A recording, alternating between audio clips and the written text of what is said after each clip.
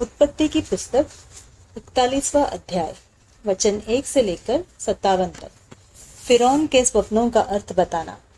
पूरे 2 वर्ष बीतने पर फिरौन ने यह स्वप्न देखा कि वह नील नदी के किनारे खड़ा है और उस नदी में से 7 सुंदर और मोटी मोटी गायें निकलकर कछार की घास चरने लगी।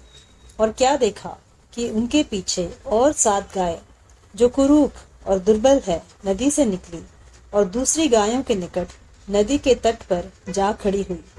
तब ये कुरूप और दुर्बल गाय उन 7 सुंदर और मोटी मोटी गायों को खा गई। तब फिरौन जाग उठा और वह फिर सो गया और दूसरा स्वप्न देखा कि एक डंठल में 7 मोटी और अच्छी अच्छी बालें निकली। और क्या देखा कि उनके पीछे 7 बालें पतली और पुरवाई से मुरझी हुई निकली और इन पतली बालों ने उन 7 मोटी और अन्न से भरी हुई बालों को निगल लिया। तब फिरौन जागा और उसे मालूम हुआ कि यह स्वप्न ही था। भोर को फिरौन का मन व्याकुल हुआ और उसने मिस्र के सब ज्योतिषियों और पंडितों को बुलवा भेजा और उनको अपने स्वप्न बताए, पर उनमें से कोई भी उनका फल फिरौन को ना बता सका। तब पिलाने हारों का प्रधान फिरौन से बोल उठा, मेरे अपराध आज मुझे स्मरण आए। जब फिरौन अपने दासों से क्रोधित हुआ था और मुझे और पकाने हारों के प्रधान को कैद करा के अंगरक्षकों के प्रधान के घर के बंदी गृह में डाल दिया था, तब हम दोनों ने एक ही रात में अपने अपने होनहार के अनुसार स्वप्न देखा। वहां हमारे साथ एक इब्री जवान था जो अंगरक्षकों के प्रधान का दास था। अतः हमने उसको बताया और उसने हमारे स्वप्नों का फल हमसे कहा। हम में से एक एक के स्वप्न का फल उसने बता दिया और जैसा जैसा फल उसने हमसे कहा था वैसा ही हुआ भी। अर्थात मुझको तो मेरा पद फिर मिला, पर वह फांसी पर लटकाया गया। तब फिरौन ने यूसुफ को बुलवा भेजा और वह झटपट बंदी गृह से बाहर निकाला गया और बाल बनवा कर और वस्त्र बदल कर फिरौन के सामने आया। फिरौन ने यूसुफ से कहा, मैंने एक स्वप्न देखा है और उसके फल का बताने वाला कोई भी नहीं, और मैंने तेरे विषय में सुना है कि तू स्वप्न सुनते ही उसका फल बता सकता है। यूसुफ ने फिरौन से कहा, मैं तो कुछ नहीं जानता, परमेश्वर ही फिरौन के लिए शुभ वचन देगा। फिर फिरौन यूसुफ से कहने लगा, मैंने अपने स्वप्न में देखा कि मैं नील नदी के किनारे खड़ा हूँ। फिर क्या देखा कि नदी में से 7 मोटी और सुंदर सुंदर गायें निकलकर कछार की घास चरने लगी। फिर क्या देखा कि उनके पीछे 7 और गायें निकली जो दुबली और बहुत कुरूप और दुर्बल है। मैंने सारे मिस्र देश में ऐसी कुडौल गायें कभी नहीं देखी। इन दुर्बल और कुडौल गायों ने उन पहली 7 मोटी मोटी गायों को खा लिया, और जब वे उनको खा गई तब यह मालूम नहीं होता था कि वे उनको खा गई हैं, क्योंकि वो पहले के समान जैसी की तैसी कुड़ौल रही। तब मैं जाग उठा। फिर मैंने दूसरा स्वप्न देखा कि एक ही डंठल में 7 अच्छी अच्छी और अन्न से भरी हुई बालें निकली। फिर क्या देखता हूँ कि उनके पीछे और 7 बालें छूची छूची और पतली और पुरवाई से मुरझाई हुई निकली, और इन पतली बालों ने उन 7 अच्छी अच्छी बालों को निगल लिया। इसे मैंने ज्योतिषियों को बताया, पर इसका समझाने हारा कोई नहीं मिला। तब यूसुफ ने फिरौन से कहा, फिरौन का स्वप्न एक ही है। परमेश्वर जो काम करना चाहता है उसको उसने फिरौन पर प्रकट किया है। वे 7 अच्छी अच्छी गायें 7 वर्ष है, और वे 7 अच्छी अच्छी बालें भी 7 वर्ष है। स्वप्न एक ही है। फिर उनके पीछे जो दुर्बल और कुडौल गायें निकली और जो 7 छूची और पुरवाई से मुरझाई हुई बालें निकली, वे अकाल के 7 वर्ष होंगे। यह वही बात है जो मैं फिरौन से कह चुका हूँ कि परमेश्वर जो काम करना चाहता है उसे उसने फिरौन को दिखाया है। सुन, सारे मिस्र देश में 7 वर्ष तो बहुतायत की उपज के होंगे।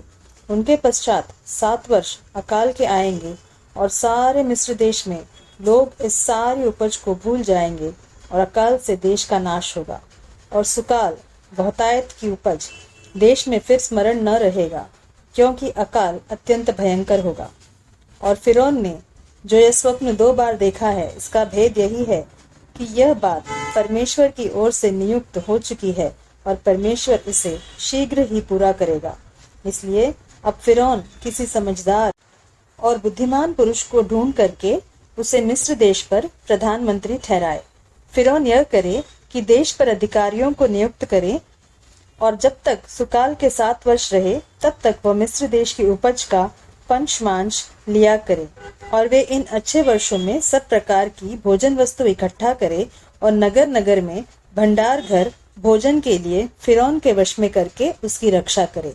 वह भोजन वस्तु अकाल के उन 7 वर्षों के लिए जो मिस्र देश में आएंगे देश के भोजन के लिए रखी रहे, जिससे देश का उस अकाल से सत्यानाश न हो जाए। यूसुफ का प्रधानमंत्री बनाया जाना। यह बात फिरौन और उसके सारे कर्मचारियों को अच्छी लगी। इसलिए फिरौन ने अपने कर्मचारियों से कहा, क्या हमको ऐसा पुरुष जैसा यह है जिसमें परमेश्वर का आत्मा रहता है मिल सकता है? फिर फिरौन ने यूसुफ से कहा, परमेश्वर ने जो तुझे इतना ज्ञान दिया है कि तेरे तुल्य कोई समझदार और बुद्धिमान नहीं। इस कारण तू मेरे घर का अधिकारी होगा और तेरी आज्ञा के अनुसार मेरी सारी प्रजा चलेगी। केवल राजगद्दी के विषय में मैं तुझसे बड़ा ठहरूंगा। फिर फिरौन ने यूसुफ से कहा, सुन, मैं तुझको मिस्र के सारे देश के ऊपर अधिकारी ठहरा देता हूँ।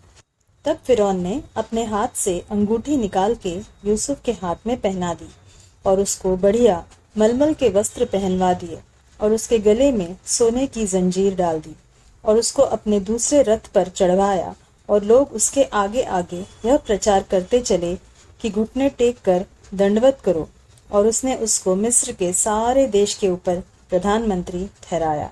फिर फिरौन ने यूसुफ से कहा, फिरौन तो मैं हूँ, पर सारे मिस्र देश में कोई भी तेरी आज्ञा के बिना हाथ पांव न हिलाएगा।